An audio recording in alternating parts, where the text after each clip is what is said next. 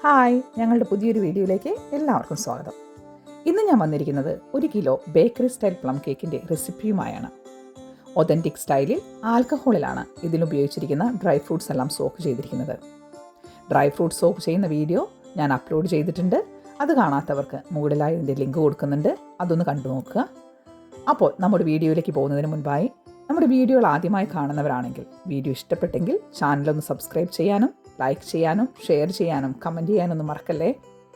അപ്പോൾ നമുക്ക് ആൽക്കഹോളിൽ സോക്ക് ചെയ്ത് വെച്ചിരിക്കുന്ന ഡ്രൈ ഫ്രൂട്ട്സ് ഉപയോഗിച്ച് എങ്ങനെയാണ് ബേക്കറി സ്റ്റൈലിൽ 1 കിലോ പ്ലം കേക്ക് ഉണ്ടാക്കുന്നത് നോക്കാം.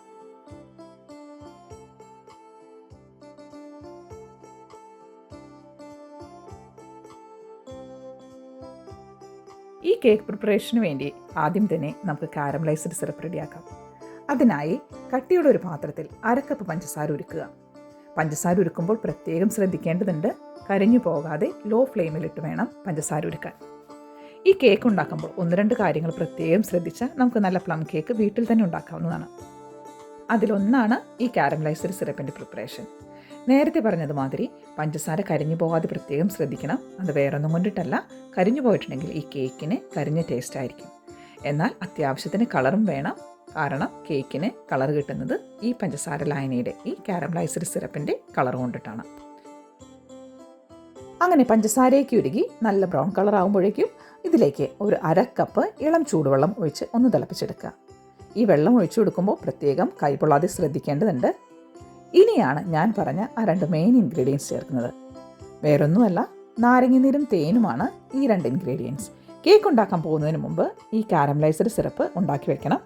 കാരണം ഇത് തണുത്തതിന് ശേഷം മാത്രമാണ് നമ്മൾ കേക്ക് ഉണ്ടാക്കാൻ വേണ്ടിയിട്ട് ഉപയോഗിക്കുന്നത്. ഈ കാരമലൈസ്ഡ് സിറപ്പിലേക്ക് 1 ടീസ്പൂൺ നാരങ്ങനീര് ആഡ് ചെയ്യുക. നാരങ്ങനീര് ആഡ് ചെയ്യുമ്പോൾ 2 ഗുണങ്ങൾ. ഒന്ന്, കേക്കിന് ടേസ്റ്റ് കൂടും. രണ്ടാമത്തേത്, ഈ കാരമലൈസ്ഡ് സിറപ്പ് കട്ടയായി പോവില്ല. പതുക്കെ തണുത്ത് കഴിയുമ്പോഴേക്കും അതിലേക്ക് 1 ടേബിൾ സ്പൂൺ തേൻ ചേർക്കുക. ഈ 2 ഇൻഗ്രീഡിയൻസും കേക്കിന് ടേസ്റ്റ് കൂടാൻ വേണ്ടിയിട്ട് ഉപകരിക്കും. ഇനി കേക്ക് ബാറ്റർ തയ്യാറാക്കാൻ ആവശ്യമായിട്ടുള്ള സാധനങ്ങൾ റെഡിയാക്കി വയ്ക്കാം.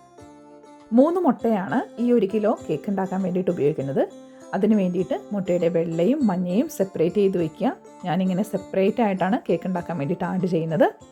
പിന്നെ 1.5 കപ്പ് ഓൾ പർപ്പസ് ഫ്ലോറാണ് ഇതിന് വേണ്ടി എടുത്തിരിക്കുന്നത്. അതിലേക്ക് ഞാൻ ഉപയോഗിച്ചിരിക്കുന്നത് 16 ഗ്രാം ഒരു പാക്കറ്റ് ഇൻസ്റ്റൻറ്റ് കേക്കിനുള്ള ഈസ്റ്റാണ്.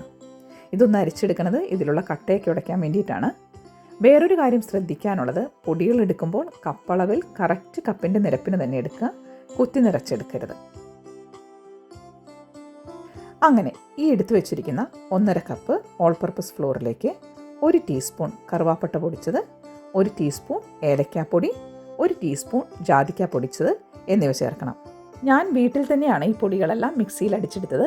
ഇനി ഇതിലെന്തെങ്കിലും തരികൾ ഉണ്ടെങ്കിൽ ബാറ്ററിൽ വീഴാതിരിക്കാൻ വേണ്ടിയിട്ടാണ് ഇങ്ങനെയൊന്ന് അരിച്ചെടുക്കുന്നത്. നിങ്ങൾക്ക് പൊടിയായിട്ട് മേടിക്കാൻ കിട്ടുന്നത് ഉപയോഗിക്കാവുന്നതാണ്. ഈ പൊടികളെല്ലാം നന്നായിട്ട് മിക്സ് ചെയ്യുക. അല്ലെങ്കിൽ ചില സ്ഥലത്ത് മാത്രം പൊടികളുടെ ടേസ്റ്റ് ഇരിക്കും, കേക്കിൻ്റെ എല്ലായിടത്തും ഒരേപോലെ ഫ്ലേവർ ഉണ്ടാവില്ല. ഇനി അടുത്തതായി 1.5 കപ്പ് ഡ്രൈ ഫ്രൂട്ട്സ് ആണ് ഇതിലേക്ക് ആഡ് ചെയ്യുന്നത്. ആൽക്കഹോളിൽ സോക്ക് ചെയ്ത് കുറച്ച് ദിവസങ്ങൾക്ക് മുമ്പ് വച്ചിരിക്കുന്നതാണ് ഈ ഡ്രൈ ഫ്രൂട്ട്സ്. ഇതിലേക്ക് 2 സ്പൂൺ പൊടിയിട്ട് ഒന്ന് ഡ്രൈ ആക്കിയെടുക്കാം. കേക്ക് ഉണ്ടാക്കുന്ന ടൈമിൽ ഈ ഡ്രൈ ഫ്രൂട്ട്സ് എല്ലാം കൂടി അടിയിലേക്ക് പോകാതെ എല്ലായിടത്തും ബാറ്ററിൽ ഒരേപോലെ ഉണ്ടാകാനാണ് ഇങ്ങനെ ചെയ്യുന്നത്. ഇതിലേക്ക് 1 ടേബിൾ സ്പൂൺ ഓറഞ്ചിൻ്റെ തൊലി ചുരണ്ടിയത് ആഡ് ചെയ്യാം. ചിലർ നാരങ്ങയുടെ തൊലിയും യൂസ് ചെയ്യാറുണ്ട്. ഇങ്ങനെ ബാറ്റർ റെഡിയാകുന്നതിന് മുമ്പ് തന്നെ ആവശ്യമായിട്ടുള്ള സാധനങ്ങളെല്ലാം റെഡിയാക്കി വെച്ചിട്ടുണ്ടെങ്കിൽ ഒട്ടും ടൈം കളയാതെ തന്നെ നമുക്ക് കേക്ക് ഉണ്ടാക്കാവുന്നതാണ്. ഇനി നമുക്ക് 1 കിലോ പ്ലം കേക്കിനുള്ള ബാറ്റർ തയ്യാറാക്കിയെടുക്കാം. അതിനായി നേരത്തെ സെപ്പറേറ്റ് ചെയ്ത് വെച്ചിരിക്കുന്ന 3 മുട്ടയുടെ വെള്ള 1 നുള്ളു ഉപ്പിട്ട് നന്നായി ബീറ്റ് ചെയ്തെടുക്കണം. കേക്ക് ഉണ്ടാക്കുമ്പോൾ ശ്രദ്ധിക്കേണ്ട വേറൊരു കാര്യമാണ്, ഇതിനു വേണ്ടി ഉപയോഗിക്കുന്ന പാത്രങ്ങളും സ്പൂണുകളും ബീറ്ററിൻ്റെ ബ്ലേഡുകളും എല്ലാം ഒട്ടും വെള്ളമയമില്ലാതെ ഉണങ്ങിയവയായിരിക്കണം എന്നുള്ളത്.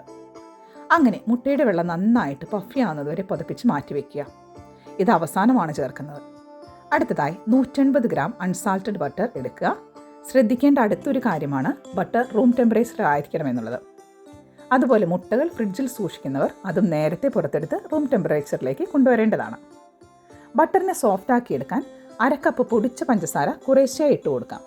എന്നിട്ട് നന്നായിട്ട് ബീറ്റ് ചെയ്തെടുക്കാവുന്നതാണ്. ഞാൻ ഈ 1/2 കപ്പ് പഞ്ചസാര പൊടിക്കുന്ന സമയത്ത് കരയാമ്പു ആഡ് ചെയ്തിരിക്കുന്നത്. ഒരു 4 കരയാമ്പു ആണ് ആഡ് ചെയ്തിട്ട് നന്നായി പൊടിച്ച പഞ്ചസാരയാണ് ബട്ടറിനൊപ്പം ബീറ്റ് ചെയ്തെടുത്തത്.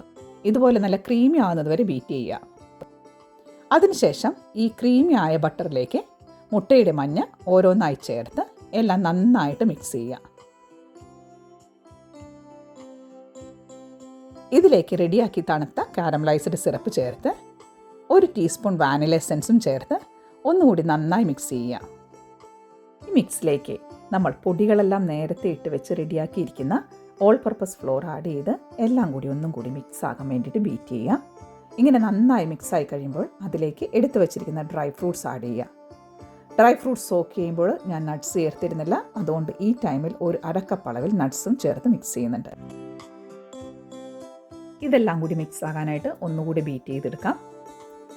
ഇനിയാണ് നമ്മൾ നേരത്തെ പതപ്പിച്ച് പഫി ആയിട്ട് വെച്ചിരിക്കുന്ന മുട്ടയുടെ വെള്ളം ഉപയോഗിക്കുന്നത്.